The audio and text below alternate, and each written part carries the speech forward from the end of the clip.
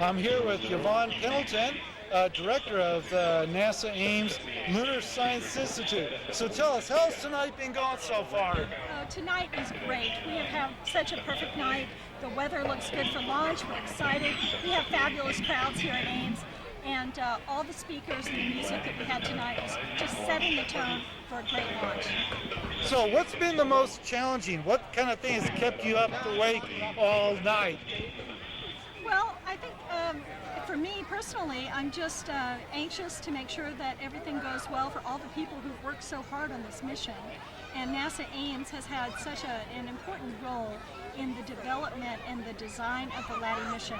We want it to be a success because it is going to provide a cheaper and more effective way for launches in the future for missions to deep space. Okay, you're also involved with the previous NASA missions, but actually here's a question. Okay, here you are. You're a PhD scientist, and so you've done all that very technical scientific engineering, but then it comes time explaining it to the general public. Tell us about, where'd you learn these skills?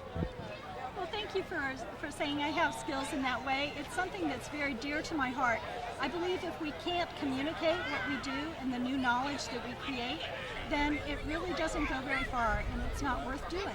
So it's important to let people know that there are ways to access this knowledge. You don't have to be an astrophysicist to understand the dust environment of LADEE that LADEE is going to explore. You don't have to have studied years and years of physics to understand that there are cold places on the moon where water ice surprisingly exists. Okay, so here's another thing. Okay, when you explain stuff, you have to give some technical stuff for the techies, but not completely go overboard so you lose the general public. But then you don't want to make it so simple that then the techies lose interest. So where do you find that balance? Thank you. You try your hard to find that balance between what the technical folks want to hear and what the general public can absorb. It's not always easy, and none of us does it perfectly. Okay, so one of the things that I've noticed, okay, there was a Curiosity mission, and then there's this LADEE mission, but sometimes I wonder all the stuff that it takes to put it all together. You got budgets, you got competing programs, and then you've got to define the science, and then carry it all the way through so it comes to an end. How do you deal with all that and keep your sanity? I think it takes a great deal of patience. It takes a lot of patience to be able to work with the government and the rules and regulations that come with it.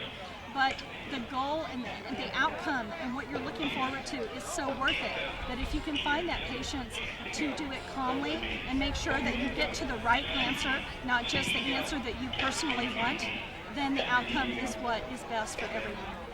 Okay, so why is it that orbital mechanics and everything make it such that this happens during commute time on a Friday afternoon where Highway 101, 85, and 237 converge? How'd that all happen? Well, I'll tell you, that was perhaps just better luck for people on the East Coast than here. We have lots of friends that are back at Wallops NASA Wallops Flight Facility, which is off the coast of Virginia, and so for them, they didn't have quite the same rush hour problem that we did here in California.